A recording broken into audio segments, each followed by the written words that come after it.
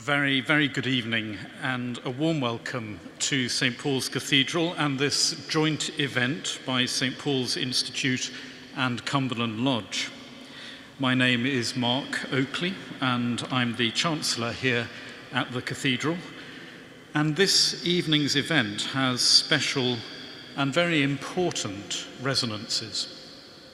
First, it is the beginning of the 70th anniversary celebrations of Cumberland Lodge.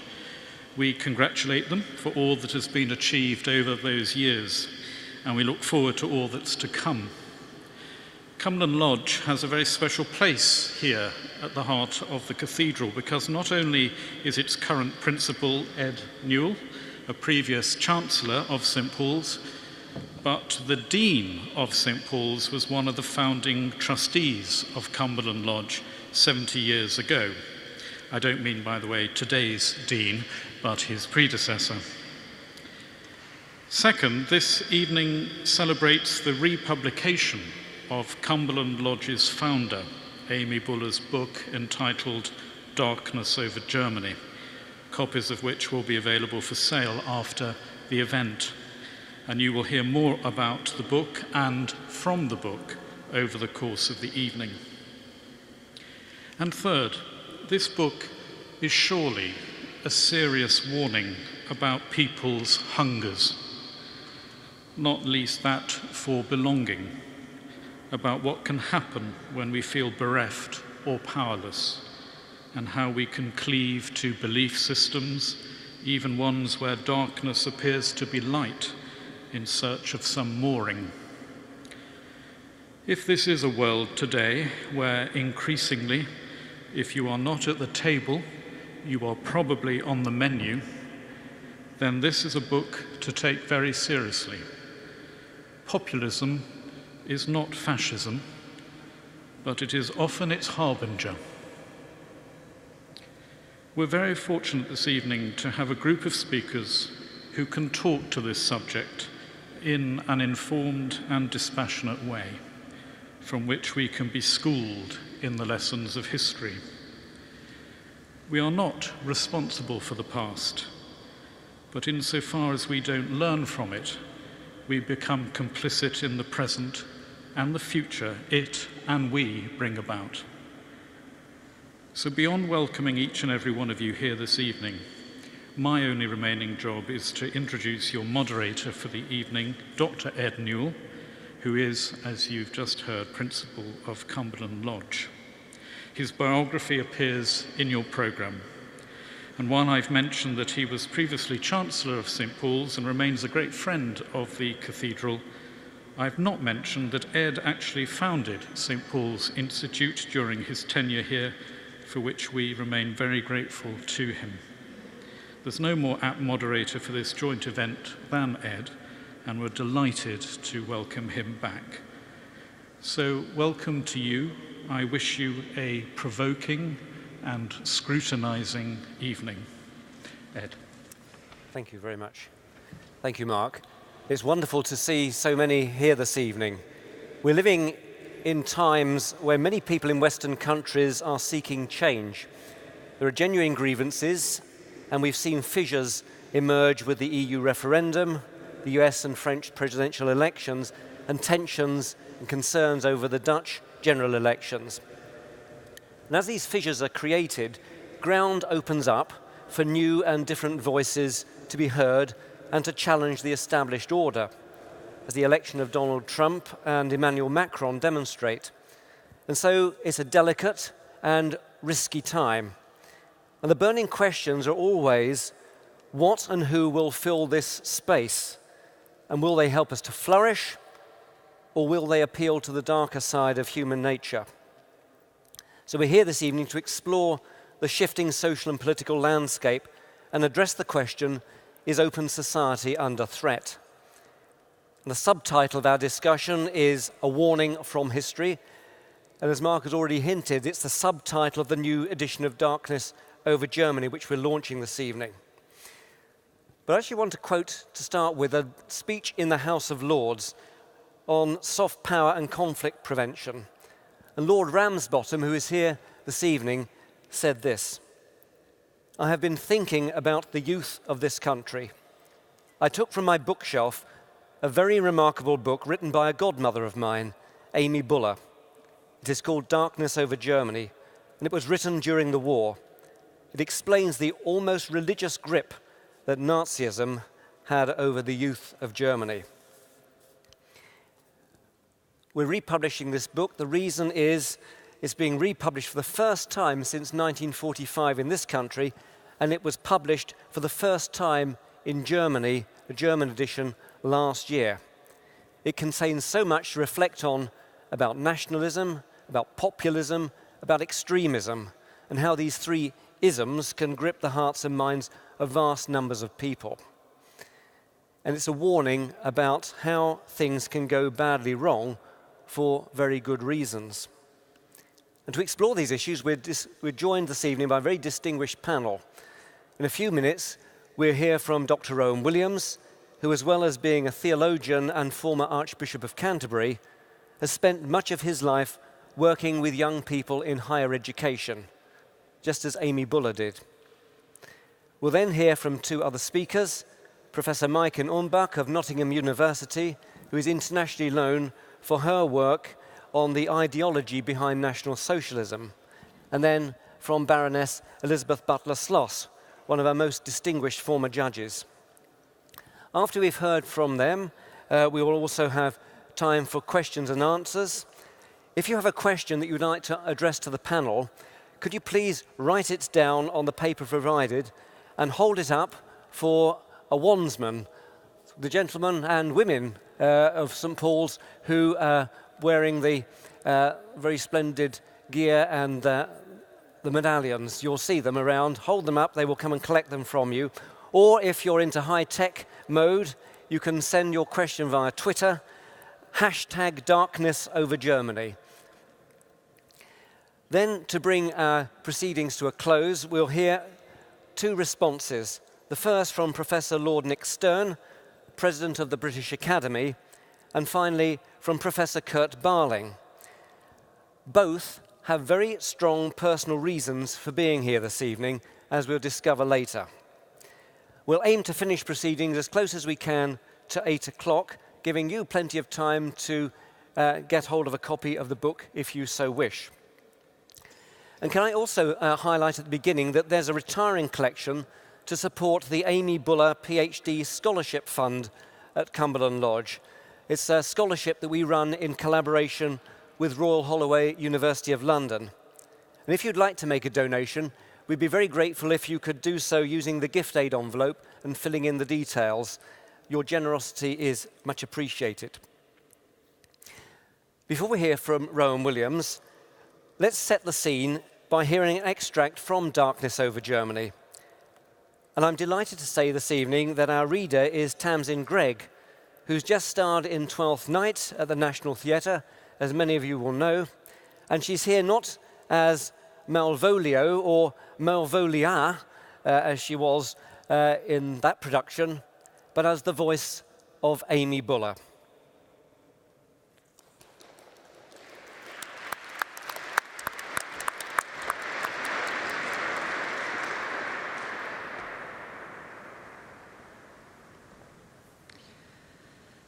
I want to talk about one of the most remarkable Germans I have ever met. He was a professor of philosophy, but his interests and his knowledge were unusually wide. Apart from having serious discussions with him at various times, I have spent some hours with him at such different places as the London Zoo, the Parthenon Museum in Berlin, and the Art Gallery in Dresden. And I always found him not only a delightful companion, but a mine of information about the particular things we are seeing or hearing. Professor Brown, I should add, has a delightful sense of humor, which serves him well in handling situations which throw others into panic or anger. On one or two occasions, Professor Brown had fallen foul of the Gestapo, who suggested that at times he harbored Jewish and other scholars. I know within 1 month, he and his wife had had about 12 visits from Gestapo men. These young men could not understand, and in the end could not resist, the goodwill and good humor with which he always met them and even welcomed them. If they arrived in the middle of the afternoon, he would invariably say, "Well, you chaps must choose this time to come because you know it's when we drink coffee. Just decide which room you want to examine while I tell my wife that this afternoon it's coffee and cakes for 4. Or if they arrived at 6 p.m., "Oh, I see the idea. A glass of beer on your way home." In their earlier visits, it was obvious the SS men did not feel they ought to take a glass of beer with the professor, whose premises they were inspecting. And of course, it's always difficult with 2 Nazis together, because no 2 Nazis dare trust one another. However, one of them said, as an aside to the other, "Maybe we'll get him talking." And thus they settled down to a glass of beer. "Herr Professor, why do you oppose our party?" said one of the young men. "Well, you know, it has to be that I oppose you because I believe in God," said the professor. "But so does the Führer," came the quick reply. "Does he? Really?" said the professor.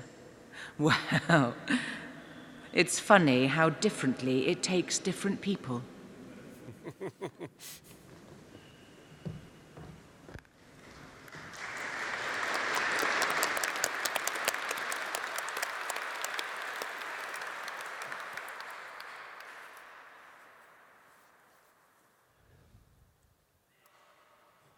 Amy Buller describes in the pages following that extract some long and very complex discussions with Professor Brown about the sources of the Nazi ideology.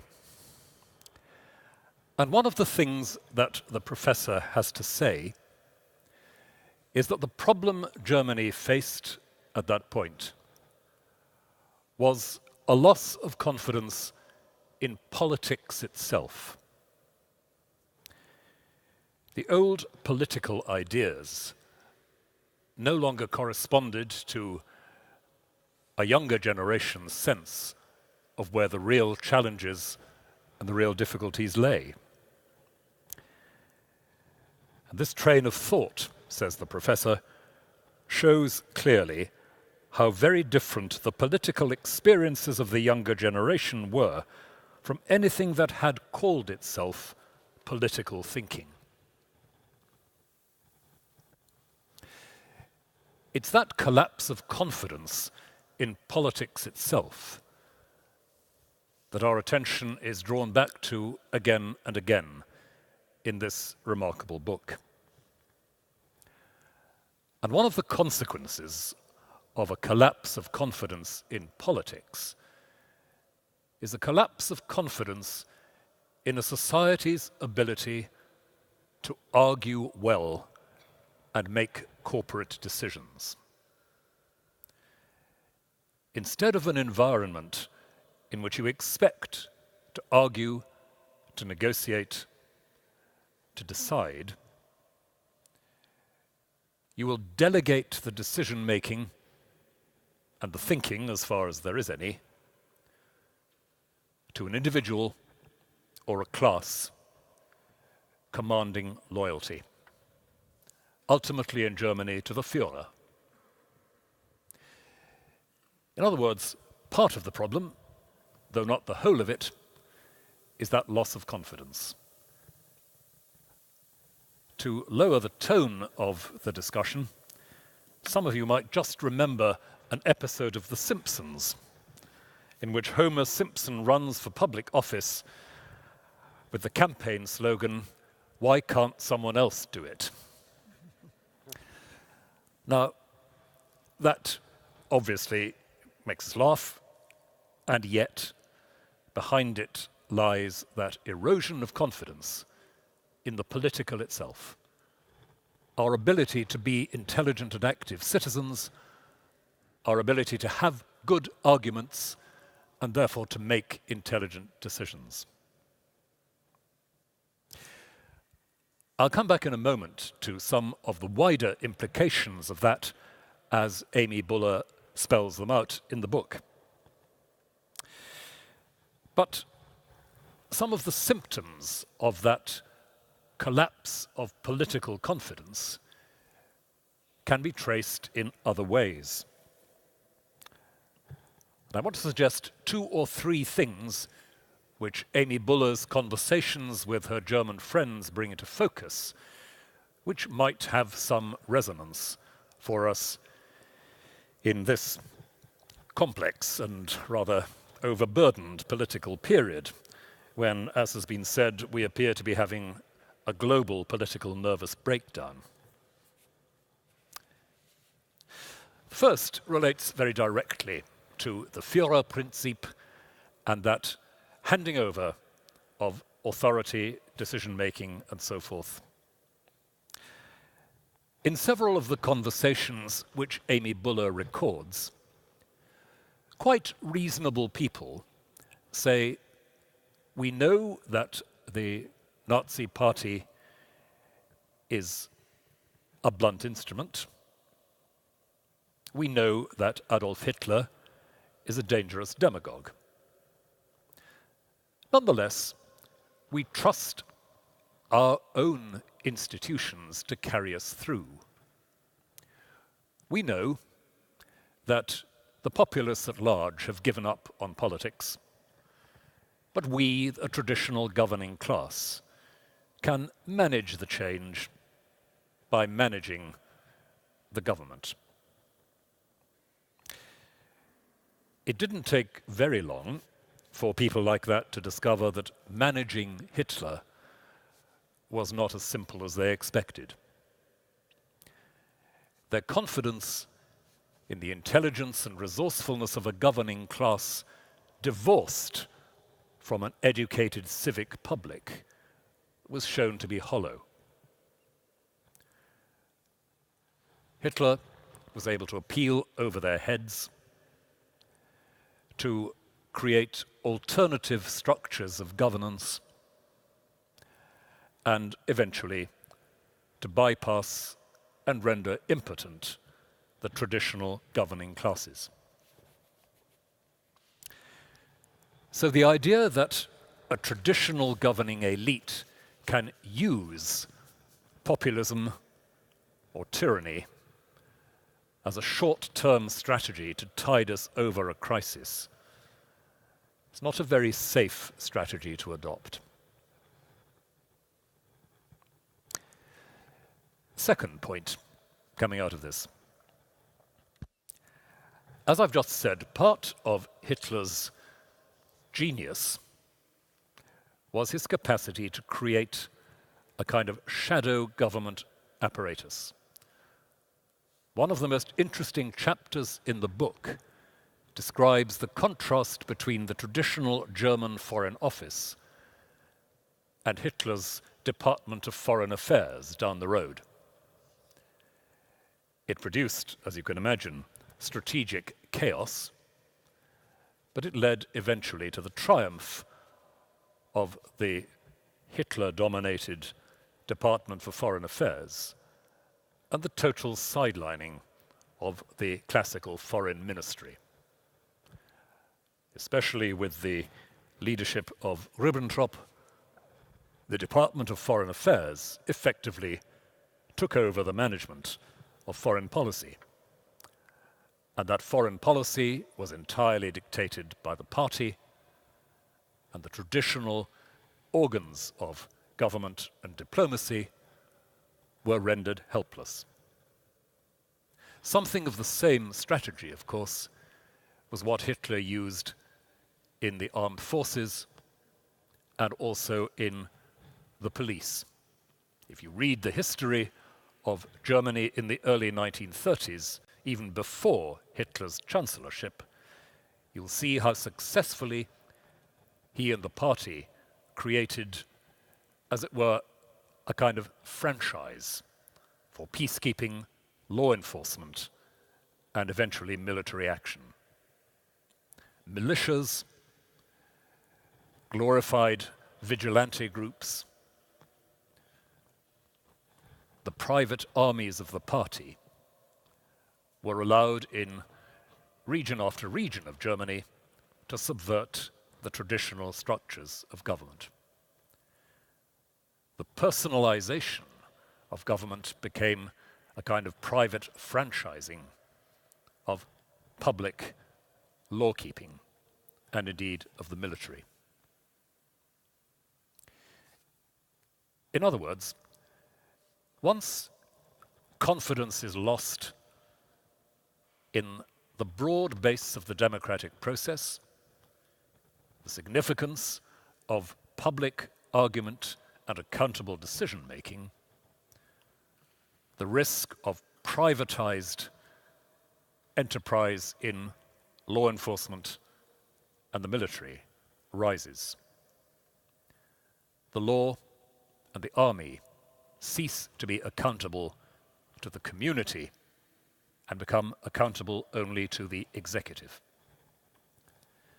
And the political crisis of Germany in the 30s, never mind the moral horrors of it, about which one could say a lot more, but the political crisis is something to do with that breakdown of trust in democracy, in political process, in accountability, in an accountable, responsible state.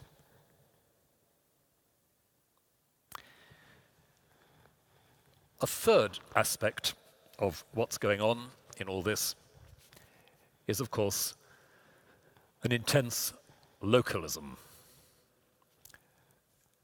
Amy Buller records so many conversations with people who say, Hitler has given back to Germany and its people, especially its young people, especially its young males, a sense of worth and purpose. That sense of worth and purpose is bound into a sense of the destiny of this nation and this people. Other nations and other peoples will have to be defined by the interests of Germany. Therefore, Germany ends up defining the interest of the human race. Now, the trouble with this is that even in the 1930s, and far more in our own age, few problems are merely local.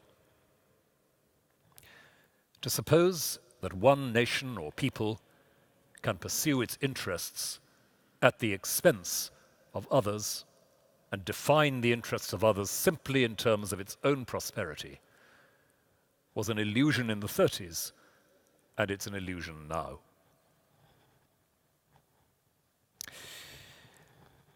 But finally, of course, comes the most significant aspect of Amy Buller's perception of Germany and her analysis of its crisis.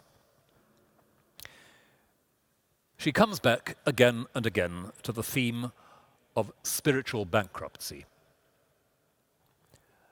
A generation has grown up in Germany who have not inherited or internalized a sense of meaning bound in with an ongoing, generous, reflective community. They look for meaning beyond themselves, but look for it not in the transcendent, but in the figure upon whom their hopes and their fears are projected. The magical leader figure who can solve their problems. The figure who is, in effect, infallible. Quote, "Some of the things other leaders in Germany have said were true, some were false, but I give you now something completely true. I give you also a way of life. This truth must be preserved, and we will have no mercy on any who try to interfere with it. The age of uncertainty is over for you. That promise, coming into a spiritual vacuum, into a society without enlarging, challenging, illuminating narratives about itself and its place in the universe, that promise was very attractive. Amy Buller is not suggesting that all the problems of political Europe in the 30s would have been solved by a Christian revival, though I think she would have said at that point it wouldn't have hurt. But she is concerned about the way in which the search for meaning becomes distorted and narrowed and eventually poisonous, where meaning is seen in terms of a political program and a set of political personalities. Her challenge, therefore, to her German friends, but also during and after the war, to her British audiences, her challenge is, how do we find a myth in the broadest and most positive possible sense of that word? A myth, a set of roles, metaphors, destinies, narratives which we can inhabit with confidence, which will allow us to judge who and what we are, to resist short-term solutions and long-term tyrannies, which will give us a confidence about where we stand in the universe, not just in our own society. How do we revive that kind of language about ourselves and our world? It's a challenge which still echoes, I believe, for us today. One or two recent books about the controversies of the last 12 months or so have pointed out that, for example, in the referendum campaign, there didn't seem to be a positive story to be told about remaining in Europe. We didn't have a myth about Europe that we could use helpfully. Make what you will of that, but it remains a serious question and takes us right back to the first point we were looking at. What happens when people lose confidence in the community they're in, the political processes they're used to, the stories and images that they've inherited? What happens when every impulse pushes them to a different kind of post-political loyalty in which the personal and the arbitrary are allowed to come into focus?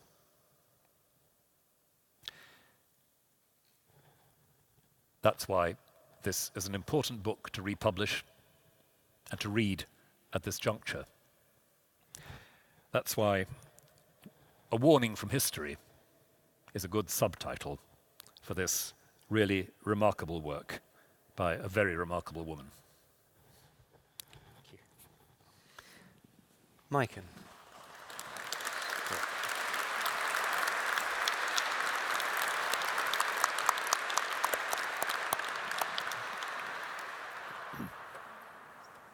Darkness Over Germany. It's a remarkable book. As a historian, I'm most struck by how far ahead it was of its time. In the 1930s, Buller listens to the voices of ordinary people and sees politics as something that is deeply embedded in personal experience, subjectivity, and emotion. Academic historians have been much slower to recognize this important dimension of our social lives. It is only in the last 20 years or so, under the heading of the so-called cultural turn, that historians in the universities have begun to recognize that what matters in history, what shapes history, are not just facts or objective conditions, but how these are perceived and interpreted through the matrix, through the filter of culture, language, identity, and feeling. Second, Amy Buller's is, I think, a very important political book. At a time when most of the Western world was united, not just in opposition against Nazism, but against Germany as a country, she challenged a binary division between them and us. She challenged dichotomies between collective good and collective evil, and offers instead a very nuanced picture of the moral and political complexities of each individual's behavior that she encounters and describes.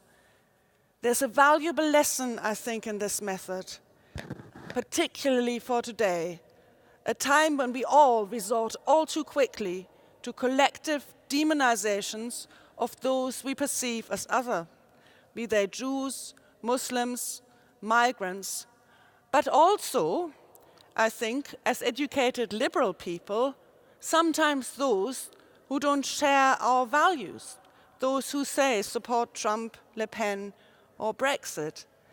One of the saddest phrases I think I heard this year was when Hillary Clinton dismissed the supporters, millions of the supporters of Donald Trump, as a basket of deplorables. I do not think that is the way forward. I also have one concern, and that is my concluding thought. I have one concern about Buller's book. I think her analysis of National Socialism itself remains too narrow. In particular, she perceives it as a result of a simple absence of morality. Germans, it seems to her, driven by the experience of economic crisis and the legacy of an unjust Treaty of Versailles, the settlement after World War I, temporarily misplaced, it seems, their Christian faith, and the result was a Hitler cult that took its place.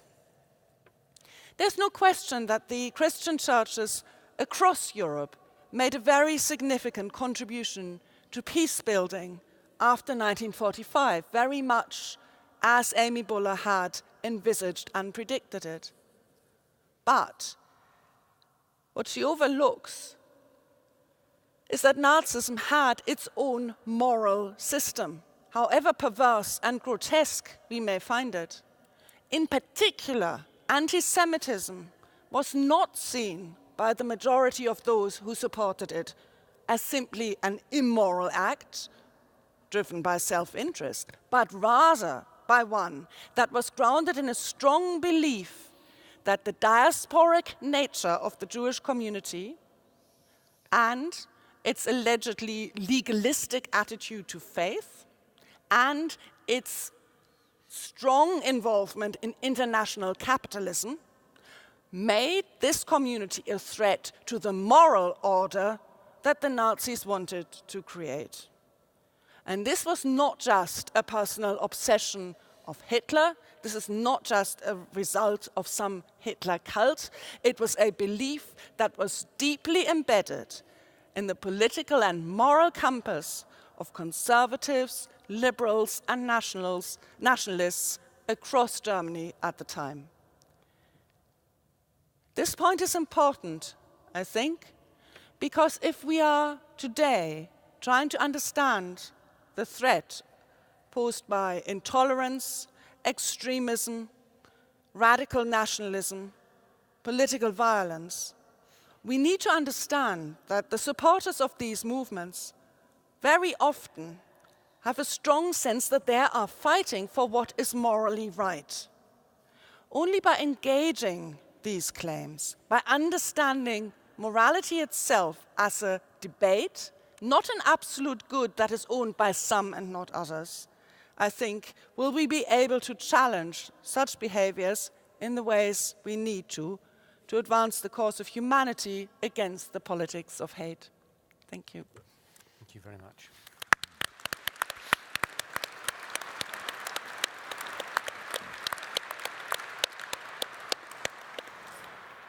Elizabeth. I've been asked to say something about Amy Buller in the time in which she lived. I was a small child in the 1930s, so I don't have a recollection of it. But one needs to look back at the position of women in the 1930s and how they were not seen in the way in which most women expect to be seen in 2017. Amy Buller didn't have a position of significance or importance. She didn't have a background that put her naturally into any dominating position. So her meetings in England and in Germany were, in my view, quite astonishing. She met politicians, generals, professors, and very important Nazi figures. She organized constant conferences in Germany, quite often against opposition from some of the Nazi organizers. But the conferences, despite the Nazis, were very successful. She was obviously exceptional, extraordinary, and female. And those were not naturally to be up front in the 1930s. She was clever, authoritarian, and terrifying. And I say the word terrifying because I very recently, in the last fortnight, met someone who knew her. And the person who told me about Amy Buller told me that when she spoke to Amy Buller, her brain atrophied.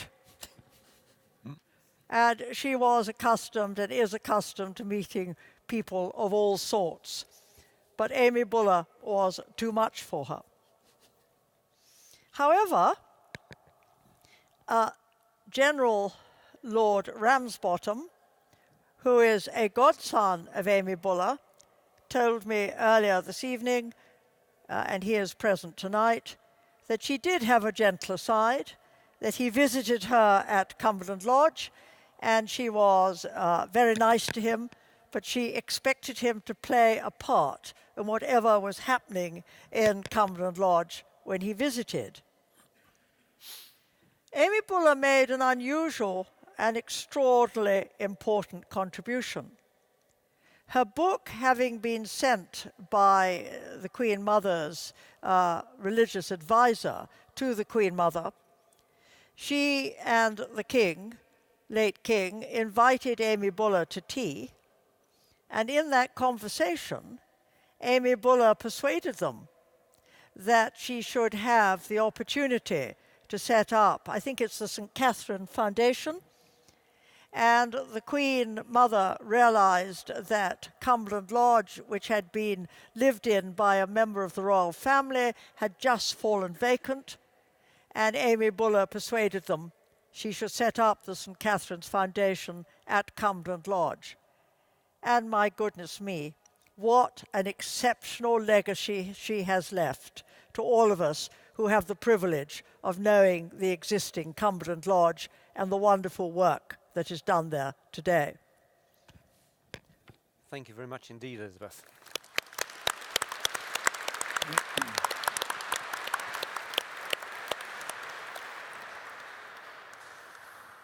We'll open up shortly from any questions from the audience. So just to remind you that if you want to ask a question, you can either do it by Twitter or hold up your question. Like that.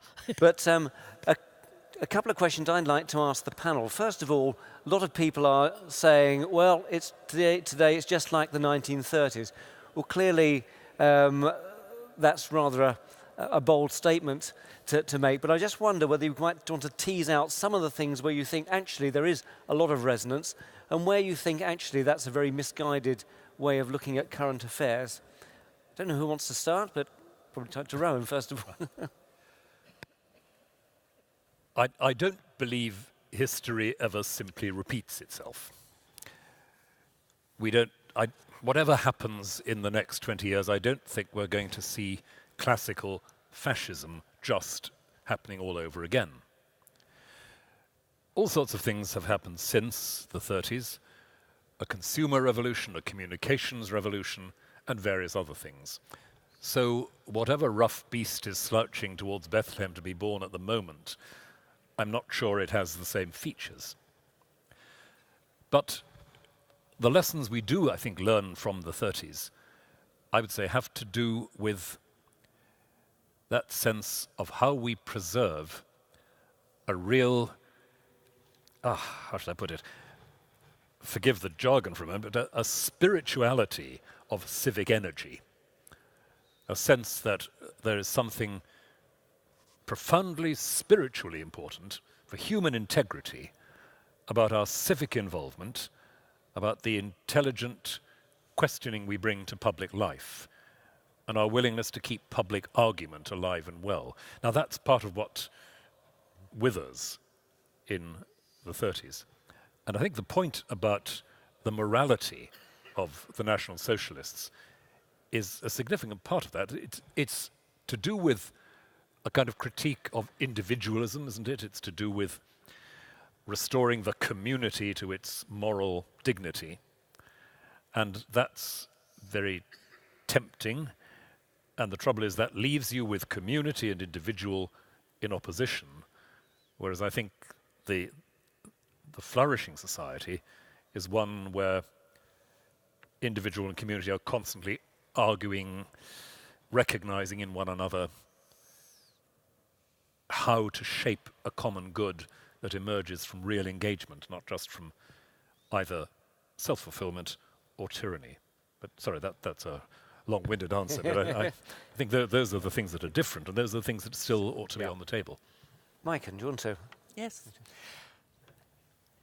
I agree. I don't think history ever repeats itself, but history has always been an important armory, if you like, a repository of thoughts and political weapons on which actors in the present draw to give their causes credence, force, and authority. And in that sense, I think the legacy of National Socialism is very much with us today and hasn't gone away as a threat and a problem. Not because of simple repetition, but because it can be roped into a narrative of a smug triumphalism of the right that gives it that illusion of historical depth and power. I was at a panel discussion at the Leo Baeck Institute a few months ago where we debated the republication of Hitler's Mein Kampf, which the German state had prevented since 1945 using copyright legislation. The copyright expired last year. So to preempt a flourishing of problematic reprints, the Institute for Contemporary History in Munich was charged with providing a critical scholarly edition, which has, I think, turned out very well and does a great job at putting that text in its historical context. But what is ironic is that throughout the world, of course, Mein Kampf had not been banned. It had been banned in Germany. It has been a global bestseller. It has been on the bestseller lists in India in particular, consistently in the top 10 for many recent years. And again, this doesn't mean that people are using it as a textbook to implement Hitler's policies today, but I think it does illustrate that problem, that there is a historical mythology of the right in which National Socialism continues to feature very prominently, so we need to continue to talk about it. It is not just past history. I worry about the current thinking of a lot of people, both in the United States and in the UK, as is shown by the election of Trump and by Brexit. There are a great many people who are fed up with existing politics, criticize politicians, are concerned with individualism, and don't like what is going on among the elitism, as they see it, of the political parties. If we found ourselves, as is possible, in financial difficulties in some countries or across the world, one only has to look at the current ineffectiveness of many political people and then look back to the 1930s and the ineffectiveness of the opposition to the Nazis. There were a great many people, according to Amy Buller, who were very worried, upset, wholly opposed to what Nazism was and to Hitler and the National Socialists, but they were ineffective, and that's what worries me. Sure. Can I pick up another point about the book, which is we've talked about trying to discuss things well and effectively, and some of the discourse that's been going on over recent events. But in Amy Buller's time, she came under a lot of criticism for actually engaging in dialogue with Nazis. And she was probably being monitored by MI5 for what she was doing. Was she right to take academics, British academics, to have those discussions, do you think? Was that the right thing to do in those circumstances? Maybe Elizabeth, go first. Well, yeah. I take the view she's absolutely right. I think we have to be realistic. During the Thatcher period, when we had the Irish Troubles, behind the scenes, there were constant discussions with the IRA. We didn't know about them. We probably would have disapproved of them. But that was going on, and it led to what in those days at least was good, which was the Good Friday Agreement, which is perhaps disentangling at the moment, but it has produced peace in Northern Ireland. I was very interested that the new president of South Korea is saying, quite simply, if North Korea will stop sending off missiles, he wants to talk to them. And even Donald Trump says he will talk to North Korea. There is, and we need to talk, I suspect, in Syria. There's no point pretending that you can lean on people without actually having dialogue. I thought it was astonishingly sensible of Amy Buller to continue to take people to Germany to see what was going on, to understand, and just possibly, though unsuccessfully, to try and stop it. Mike, do you want to? Yes, what the sense we get from the book of the kind of dialogues that Amy Buller was engaging in, I think is remarkable, laudable, thoroughly impressive. The range of different people she talks to and the space she gives in bringing their voices to the fore, not imposing her own simple interpretation on them, but simply letting them speak for themselves and bringing together a range of different perspectives gives a picture of fantastic nuance and richness. So all of that I find extremely useful. What of course she doesn't talk about in the book is the more official side of these visits. And when I read that she was taking British delegations over there to hold conferences on the role of philosophy in educating the young, where the keynote was given by Alfred Rosenberg, who was probably the single most pernicious ideologue of the Nazi regime, who easily outdid Hitler in radicalism on most questions, and especially the racial question, by some margin. I do wonder whether there isn't another side to this, where perhaps even by listening to these people, it gave them a sense of legitimacy. And we know that the Nazi regime up to 1939 was very interested in international legitimacy. The Olympic Games in Berlin, for example, were staged in a way that would appeal to an international audience. temporarily anti-Semitic propaganda was removed from the city so as not to offend the international guests. So I do worry that there is another side of these visits that aren't really the subject of the book, but that I would be more concerned about. Right. When do we draw the line about when we have dialogue and when is it? I think Maiken's point is an important one, that there is often a risk of being instrumentalized by the other side to give legitimacy, to give plausibility. And clearly that's a criticism that was made of Amy Buller in her day. And that's a very difficult call, because I'm rather with Elizabeth that it's dangerous to suppose that the people you are arguing with have no good reasons for thinking what as they think. Or reasons, anyway, they might not be very good ones, but reasons. You need to hear that argument. You need to understand what generates that kind of argument. And part of what I think the book does precisely by these conversations with such a range of ordinary German people is to show what particular soil in the experience of the German soldier, the German farmer, the German factory worker, what the soil is on which this sort of thing can grow. Now, to understand that, I think, is to understand something immensely important.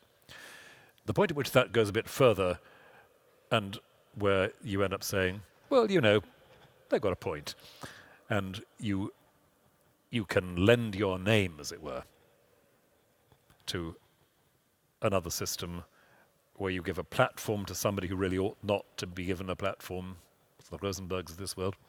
That's the watershed point, but not always easy to identify, whether in Germany in the 1930s or Northern Ireland in the 80s and 90s or Syria today or whatever.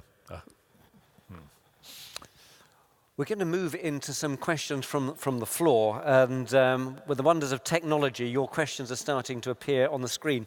Can I just say that if anyone else has got a question they want to ask, and if you'd actually like to ask it in person, then if you put your name on the sheet as well when you hand it up, there might be an opportunity for you to take a microphone. But just want to fire in the first question to our panel. It says, in a world where communication is in 140 characters and elections are won by endless repetition of vacuous slogans, how can we recover the political dialogue that Rowan Williams advocates?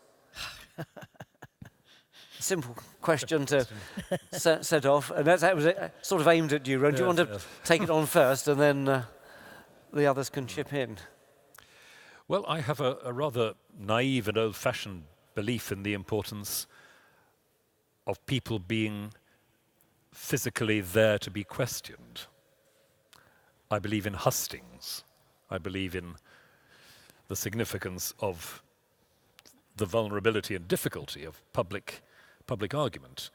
And I think it's one of the things that churches and other faith communities can do in this political environment, to say, well, we will provide that setting for a different kind of exchange. Now, that doesn't answer it all, but I think it's one way of getting a bit beyond the sheer enclosure and bubble of electronic communication. I'd like to hear from others on this, because I don't think it's simple at all. I don't know the answer to it, I have to say. I think people have to go on trying to get through. And I don't think it's easy, but there are various ways of doing it. I think there are sensible commentators in the newspapers. The major broadsheets do put in sensible suggestions, not always the same. And one of the things that I like about the major broadsheets is they do actually put in different points of view. And I just hope people read beyond the sound bites. But I think it is extremely difficult. The questioners raised a very tricky question.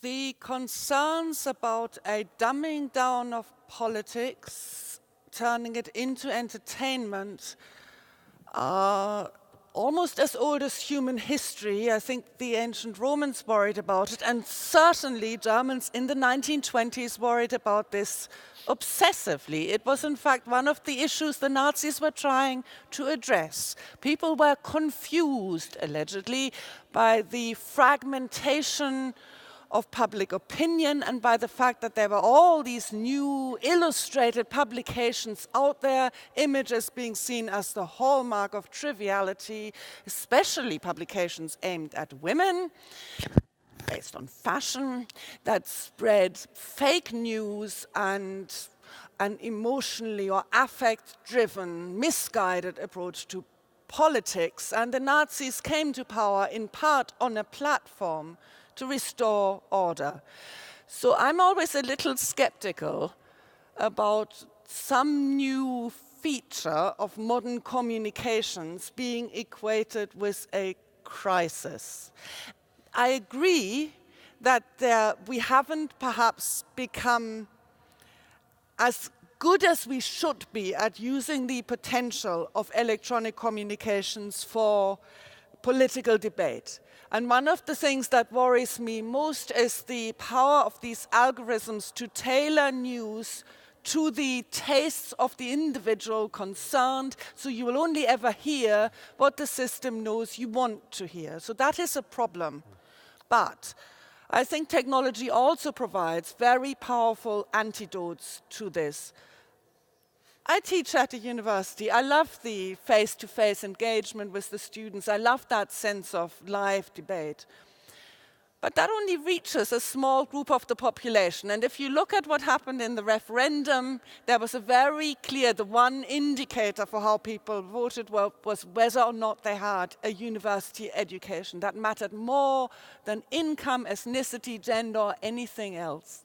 So we do need to reach beyond the boundaries of that space of sophisticated, elevated conversation. And I do think electronic media are a powerful vehicle for doing that. Just very briefly, I have designed and run with colleagues at the University of Nottingham and the British Library a MOOC, a massive online open course.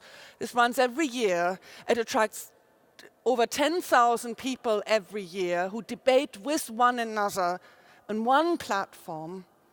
The title of this is Ideology and Propaganda in Everyday Life, where we have a platform where US Marines were talking to Mexican anarchists face-to-face, or face-to-face in a virtual space, about what they mean by freedom, by community, and by justice. And that was, to me, a more exhilarating educational experience than anything I have experienced in the sheltered classroom of a university. So I do have some faith that we can use technologies properly in this.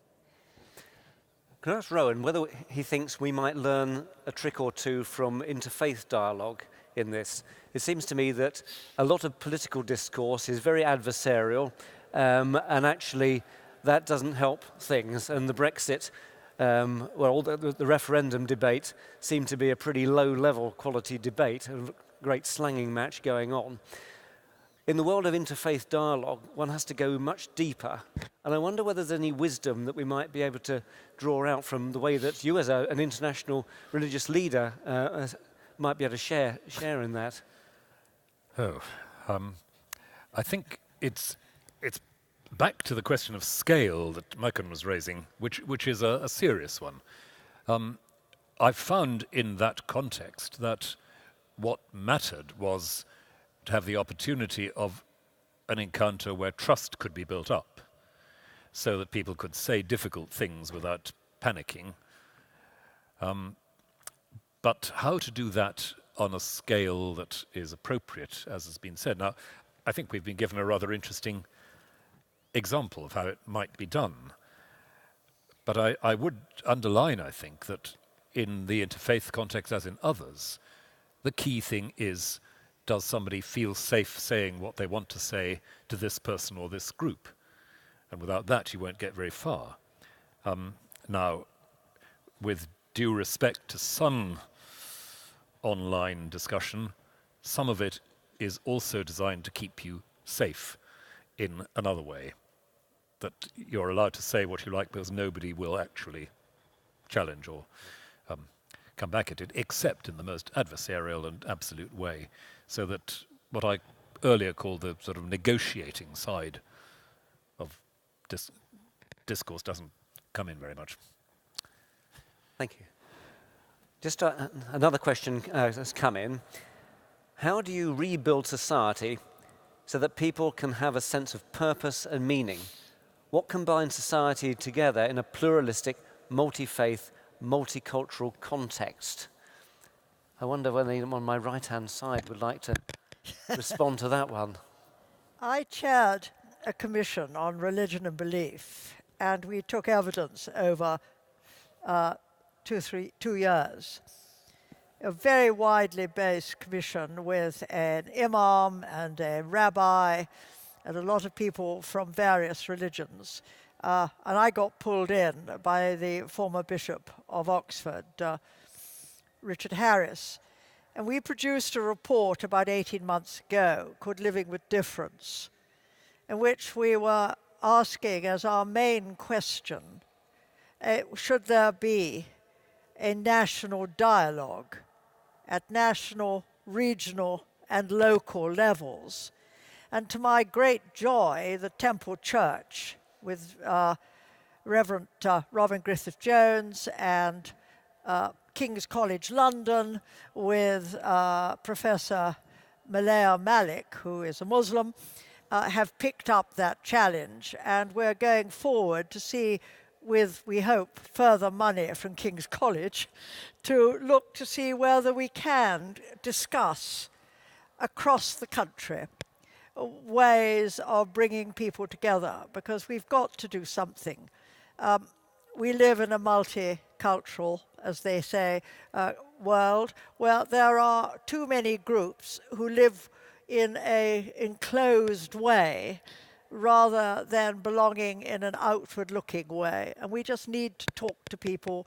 And perhaps more important, the thing that we learnt in all the discussions we had when we went to a number of cities, as well as holding our own meetings, was the importance of listening to people, to see other people's points of view, to see the extent to which we can perhaps at least acknowledge and understand, even if we don't agree with what other people think.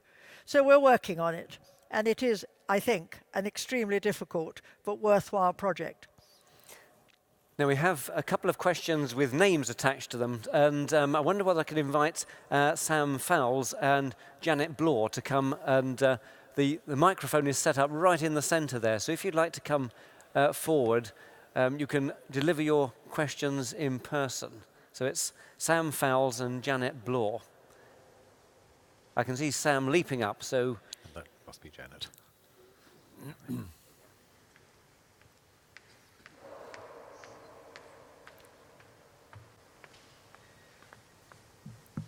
Hi there. This is a rather intimidating microphone. I feel under pressure to sing or something. My question is, denigrating politics has turned into, ironically, quite an effective political tool. Amy Buller quite rightly identified the problem when people lose faith in politics, but making people lose faith in politics turns out to be a great way to win elections. How do we address that? Should we just have the other question first, and then we'll answer them as a pair? Okay. Thanks, Sam. My question seems a bit small in comparison. Okay, do the actions of Trump, bypassing the political elite, hiring and firing at will, have any resonance with 1930s Germany? Thank you. Well, maybe we'll start with that question, because I know that Maiken has written in The Independent about this sort of issue. So maybe you'd like to comment on Donald Trump.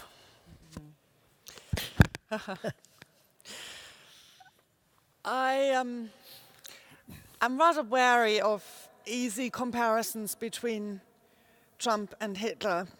Ironically, in part because I think Hitler had a much more coherent worldview and philosophy of politics than Donald Trump did. Yeah. One of the remarkable things, if you read Mein Kampf, which in itself is a unique text, it's a very big 2-volume book published well before Hitler came to power. So it's an autobiography as well as a manifesto, but one that cites incessantly from canonical literature and philosophy, from Cicero and Homer, countless quotations from the Bible, through the entire canon of early modern political thought, anything from Machiavelli right through to the 19th century, Wagner and Nietzsche, and so on. Hitler is obsessed with trying to ground his own take on politics in the best that, in his reading, Western civilization has to offer. Now, obviously, that involves a phenomenal amount of distortion and editing. But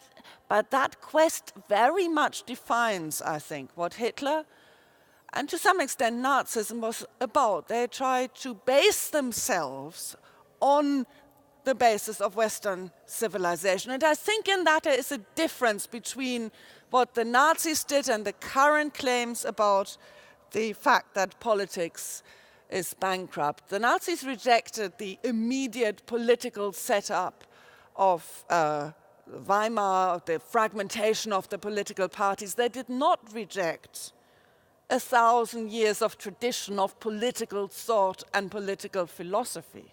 So in some ways, ironically, they were much less populist than Donald Trump is. A flip side of that is, of course, that Donald Trump is also a much greater pragmatist than Hitler was. And I think we can certainly see it in his foreign policy at the moment, where he has performed a complete U-turn on almost every electoral promise that he's made. So I'm less certain at the moment where the domestic politics are going, but I think in some ways we see here a populist, a dangerous populist, someone who's very hungry for power, but I don't think an ideologue in the full sense of the word, which Hitler was. I think that's the definitive answer, but anyone like to add comment to that? Otherwise, we'll move on to Sam's. We're going to Sam's question about how do we restore faith in politics? I thought that was a brilliant question, actually, that making people lose faith in politics wins elections. What it doesn't do, though, is show you what happens on the far side of an election. How does a regime elected under those conditions then hold itself accountable to an intelligent populace, an intelligent citizenry? How is that citizenry encouraged to push back, to challenge, to discern, to work forward? Because, yes, you can persuade people to lose faith in political elites and win an election on the promise that you will then make everything different. The trouble is that the routine structures of governance have to be served. The ordinary prosaic business of negotiation has to go on, as Donald Trump is discovering, much to his chagrin, I think. And that means in the long run, you have to pay some attention to what makes for intelligent public discourse. And you're back where you started. That's to say, you're back with the question of how you learn to trust people to act for you in politics, how you learn the discernment that allows you to choose between candidates. Again, sorry to repeat it, how you argue. So I don't think the losing faith in politics so you win elections is the end of the story, but it's a wonderful question because it brings into focus the paradox at the heart of populism. Sam is a Cumberland Lodge scholar, so we expect good quality questions. But before I just put a plug in? Can I just, before you do that, I'll let you have a word, but I just want to queue up the final three questions. I'd just like to invite up Marit Hammond, Richard Burridge and Tim Hillier to the microphone. And while they're gathering, Elizabeth, you can come in. I don't know the answer to the question. like Rowan, I think it's extremely interesting and one that perhaps requires rather careful thought more than this evening. But I did want to say, as a member of the House of Lords and a regular attender, I see a great deal of the work that is done by ordinary MPs as well as ministers in the House of Commons. And I'm very sad at the way in which they are underrated, disregarded, not properly seen for the good work they do. And because a few people took money that they weren't probably entitled to, but in each house, there's been a perception that MPs are not to be trusted, that ministers are not to be trusted. And I sit on the sidelines as an independent peer, watching what I think is very good work going on, both in government and in opposition, and among the backbench MPs. And I just think that is something that ought to be much more widely known. Thank you.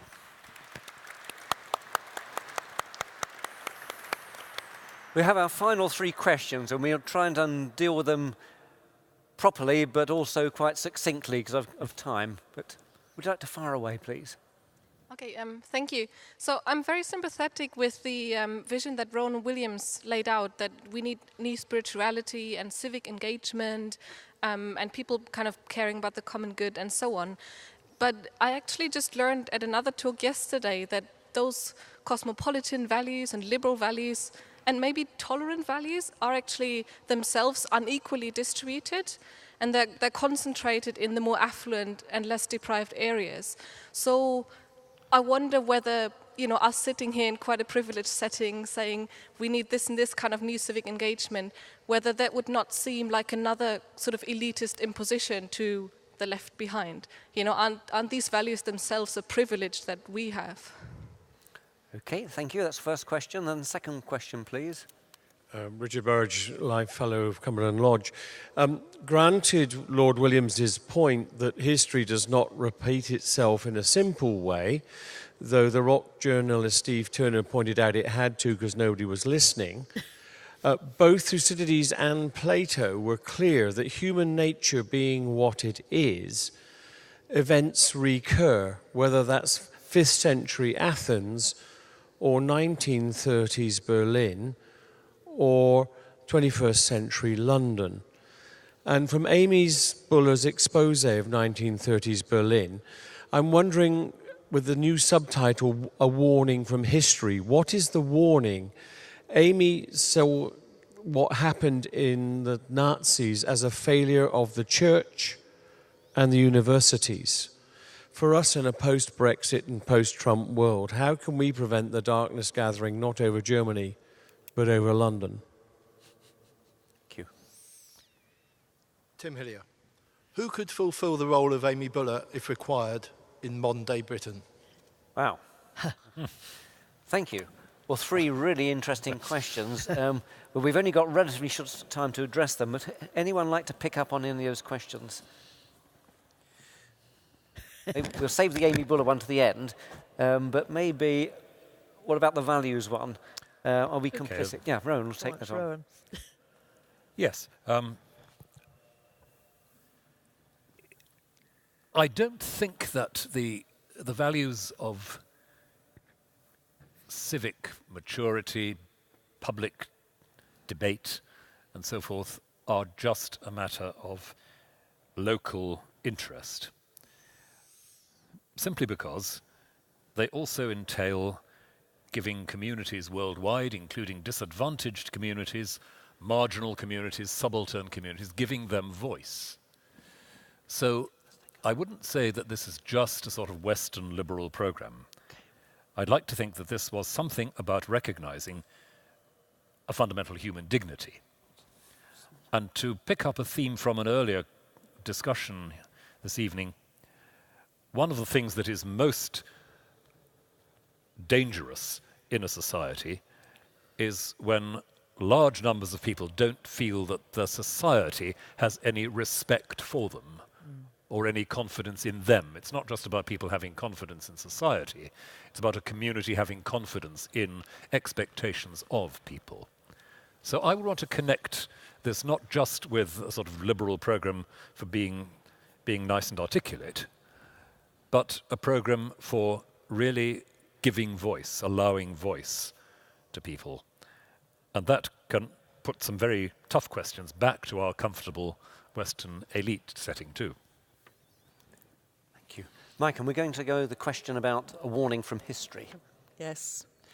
I have two entirely contradictory answers to this question, but in the spirit of keeping debate alive, I think there are two sides of the same coin. Amy Buller reports that many of her interlocutors, the ordinary Germans, and especially the clergy, but also the school teachers she talks to, regret very much not having opposed Nazism more vigorously before it came to power. So many of these people are saying, we now see the problem, we now see what we ought to be doing, but we cannot do it anymore because we will be sent to a concentration camp. And it is not cowardice that stops them from doing that, but I think an honest search for finding ways of doing the most good under conditions where the obvious moral path is blocked. So early opposition is clearly key. Not being bought off by small concessions to one's real or perceived self-interest as a group, not giving in to that kind of identity politics, but looking at the ethical core of each political project and holding it to task where it falls short. At the same time, I think the other key lesson from history is that to some extent, the talk of crisis is what produces the crisis. This comes back to the earlier question we had, the disillusionment with politics card seems to be what wins elections. As I said earlier, the Nazis were extremely skilled at fostering a discourse of crisis and, if you like, of moral panic. And I think we have to resist that. We are not in 1933 Berlin here. We have, an incredibly lively, I think, civic culture in this country, which I, having, being German, although I've spent 30 years living here, greatly admire and cherish, and I think that is something to be celebrated and not to be forgotten in all this constant worry, justified as it may be, about some of the demagogy that we are also seeing in the political spectrum. Thank you. Elizabeth, who is Amy Buller for today? Well, I don't think there is anyone that I know who would be anything like Amy Buller. I suspect someone like she, or possibly he, would arrive when it was needed. I'm a great believer that people come out of the woodwork, if you might say, actually to say something that needs to be said when that moment arrives. And I suspect it will be on social media rather than in the newspapers or in a book. But there will be someone if it's needed. But pray God that it's not. Well, we do actually have our very own Amy Buller here this evening because we have Tamsin Gregg, and we're going to hear from Tamsin again now. Just to set the scene, this passage from Darkness Over Germany describes a conversation between Amy Buller and Wilhelm, a Nazi officer whom Amy Buller had previously known as a doctoral student. And they're discussing the delegations of British academics that Amy Buller brought to Germany in the 1930s to meet Nazi leaders.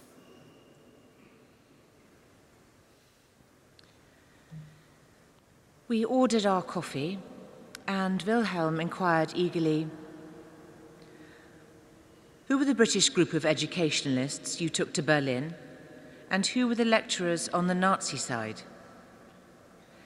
I showed him the programme, and when he had glanced at it, he said, "Tell me, did your people see something of the inspiration of the philosophy of our new movement in Germany?" To which I replied, "Wilhelm, how can you ask me that? It is a rotten philosophy. And those of us who know and love Germany felt humiliated that a country so famed for scholarship should have such second-rate people teaching in your universities? Almost angrily, he replied, "Oh, you have grown so old in your country that you do not know new wine when it is there. Old wine or new wine, it is rotten, Wilhelm. And not only am I distressed for your country that many are being misled, but I cannot think what you are doing to your mind if you allow yourself to accept such stuff as that." There was silence for a time, and I realized that Wilhelm was almost too deeply moved to speak. When he did, his face was pale as he turned to me and said very quietly,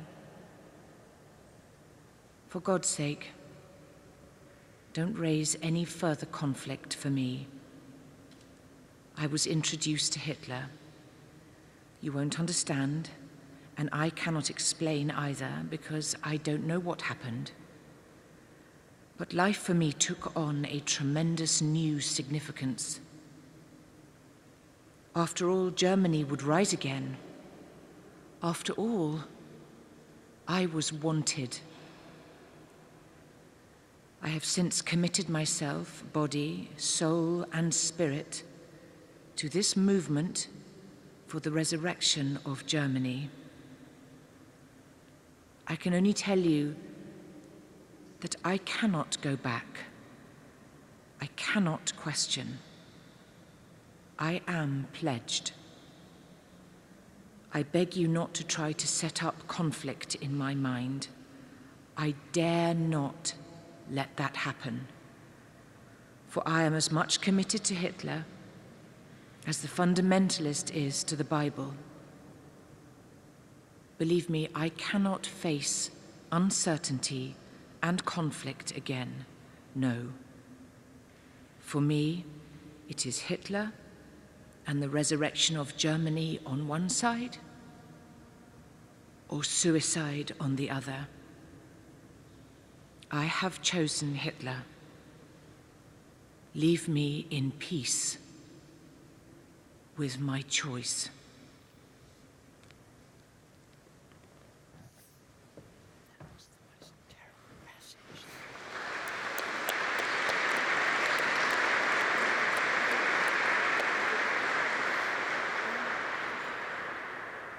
We're now going to have a response from Lord Stern.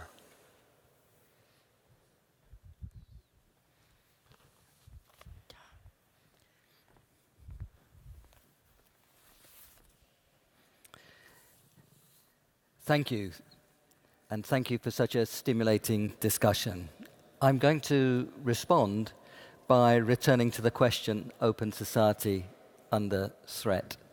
That's the language of Karl Popper, the great philosopher from my own university, the London School of Economics. And we've heard that question treated today largely in political and philosophical terms, and that is in many ways as it should be, because that's the kind of question that it is. But I'm going to respond by offering something complementary, and that is to ask two fundamentally important economic questions intertwined with those. And you did ask an economist, so you should have seen it coming. The first question is, under what economic circumstances is the ground fertile for populism, extremism, nationalism, and inward looking? It's a key question. And the second is, why does it matter so much now? Why is that kind of phenomenon so dangerous in the coming 1 or 2 decades? But before I turn to those, I wanted to come back to how this is intensely personal to myself and my family. My father came here as a refugee from Hitler's Germany in January 1939, a few weeks after Kristallnacht. His mother, Selma, my grandmother, died in the camps in Riga His father, Hermann Stern, died in the early 1930s, in large measure from the wounds he received fighting for the Kaiser in the First World War. This is an intensely personal story. There are many of us, I'm sure, in this room, Kurt will follow, for whom this is a very personal story. My father was never bitter. He loved life. He celebrated life.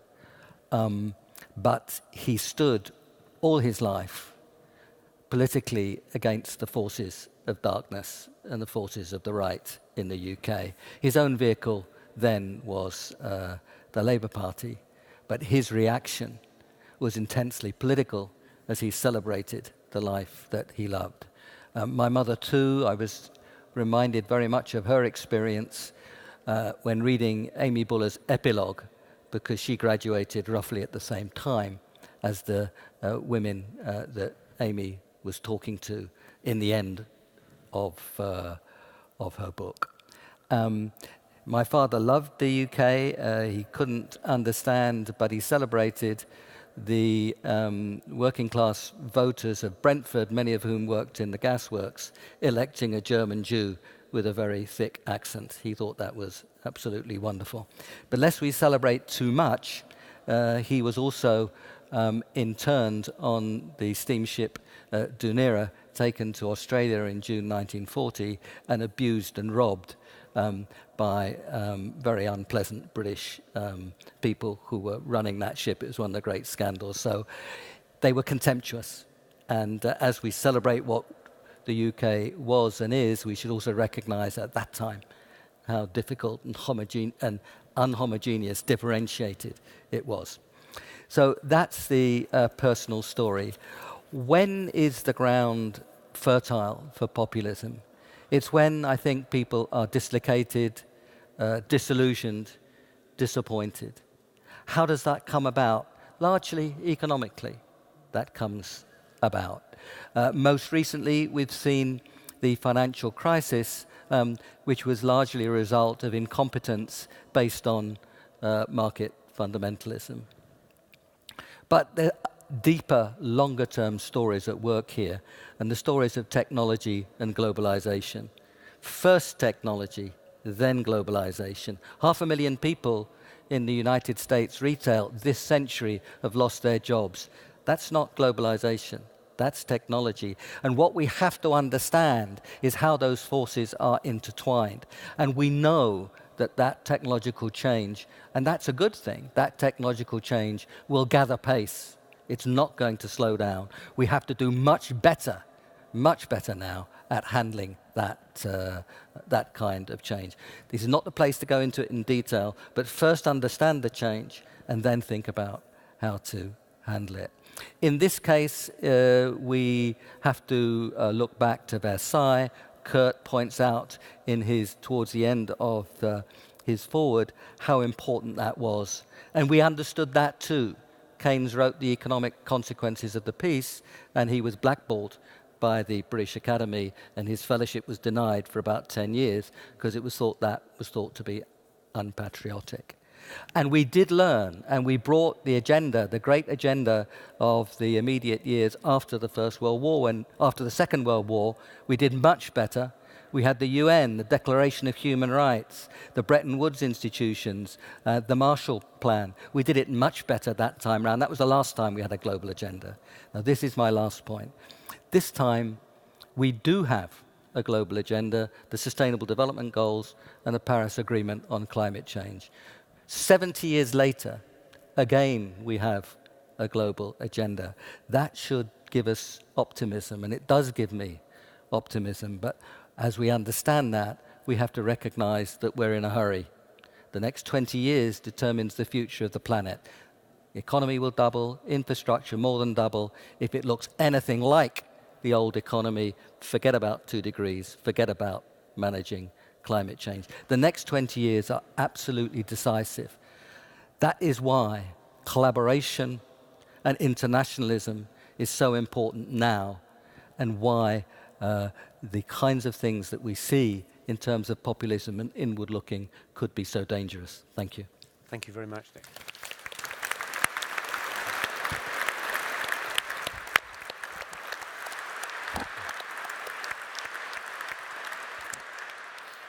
Maybe there we can discover the source of meaning and purpose for the future.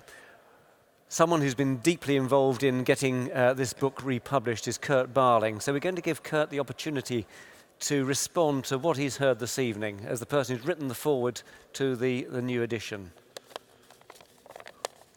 When I was a young boy, about 10, I took a number 29 bus from North London, and I stopped off at St Paul's Cathedral, and I came in making a racket, and I was told to be quiet. So I'm glad to be back to make a bit of a racket.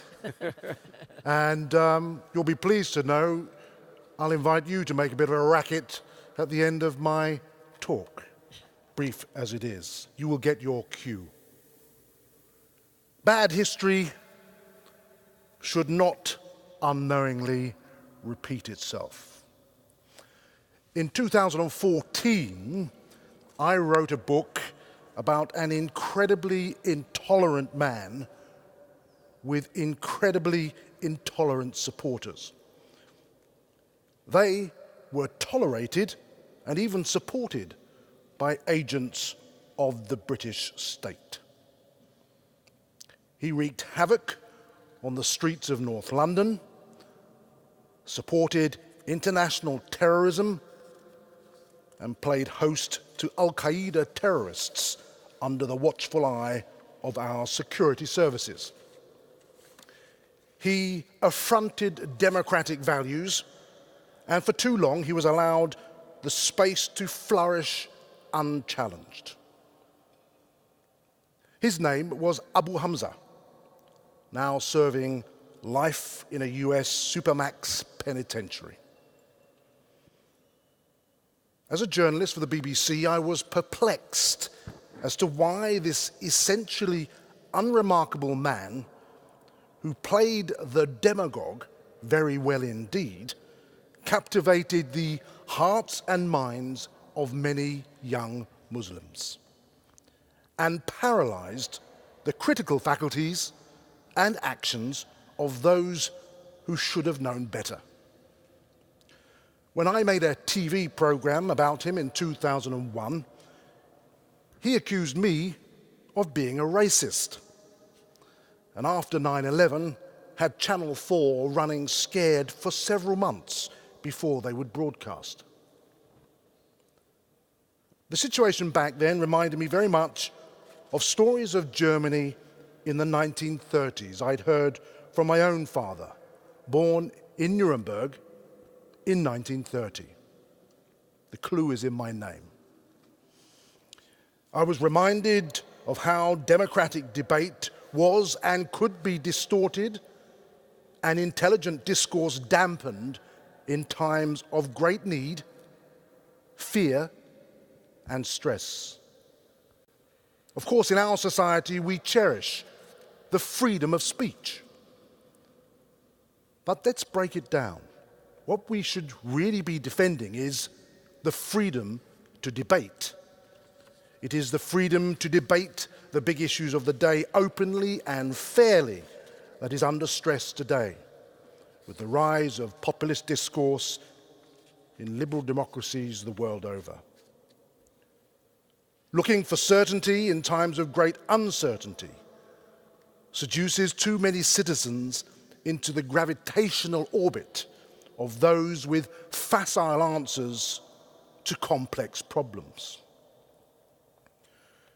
We must challenge those who create an unlevel playing field for debate, where belligerence, intolerance, easy rhetoric create a vacuum, sucking out reasoned argument and truth.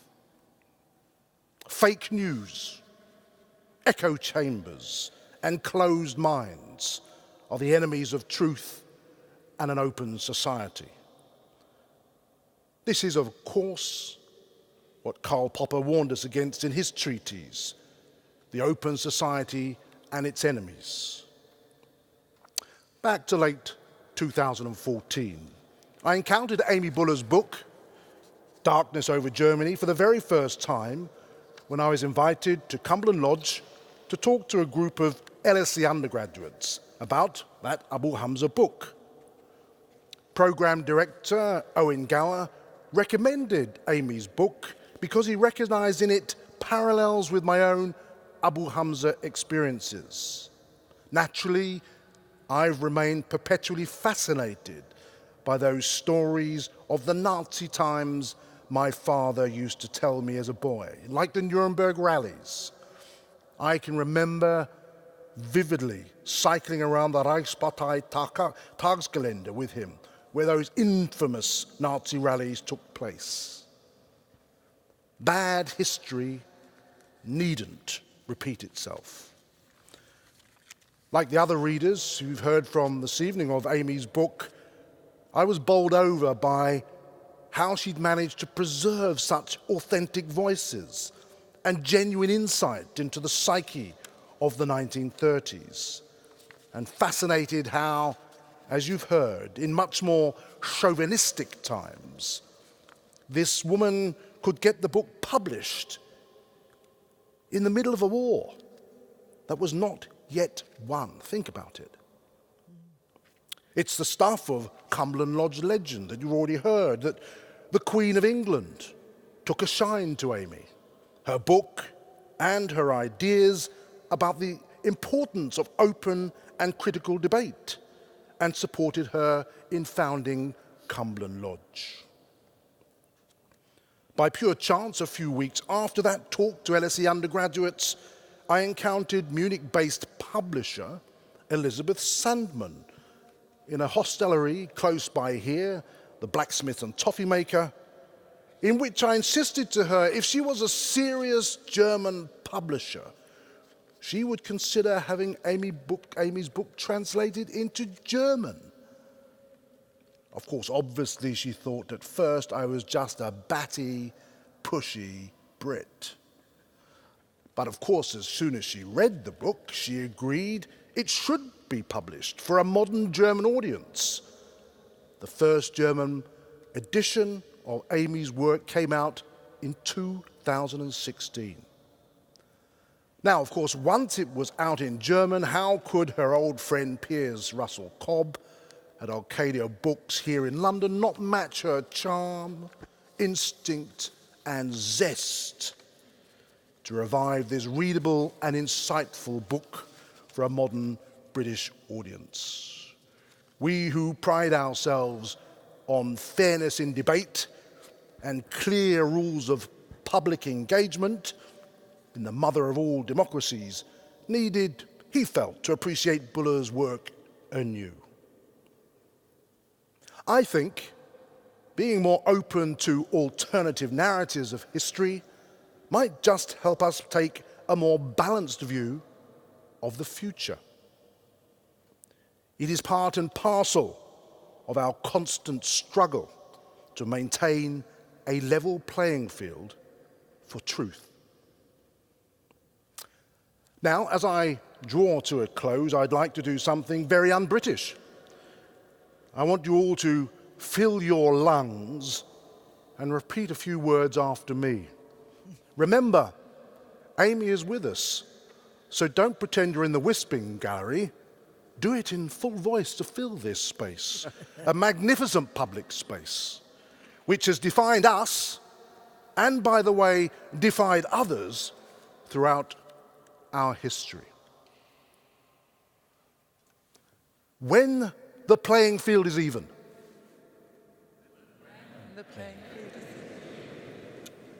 it's not a whisper, it's a big voice. When the playing field is even,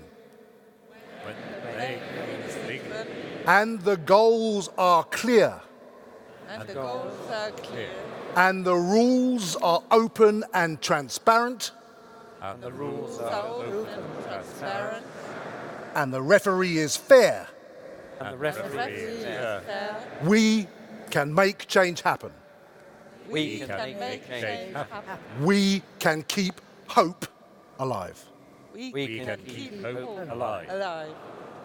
I commend to you Darkness Over Germany, a warning from history by Amy Buller, a forthright and at times exhilarating reminder of exactly why that level playing field should never be taken for granted. Thank you.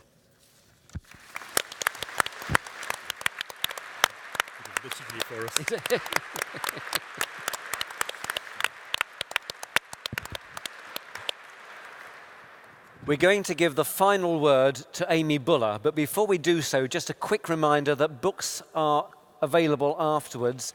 And can I ask you all to thank very much all our speakers this evening.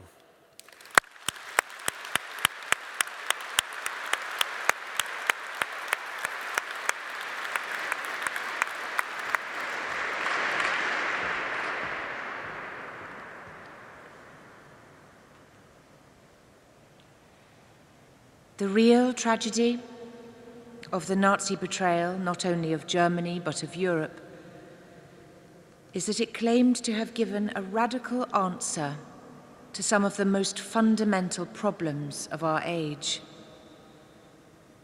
It is of the utmost importance that we should understand the problems they were trying to solve, and then analyze closely the fallacious and heretical character answers. They proclaimed a life-giving principle for their race and nation, which by its very nature should have been recognized immediately, both inside and outside Germany, as having no universal validity, and as bound to lead to the destruction and death of other nations, as well as the German nation itself. To a generation without faith, the Nazis gave a brutal philosophy, and millions of lives have been sacrificed to free the world of this false answer to a real need. But let us not forget that it was caused by real need. We are now faced with the greater task of bringing healing to the nations, including our own.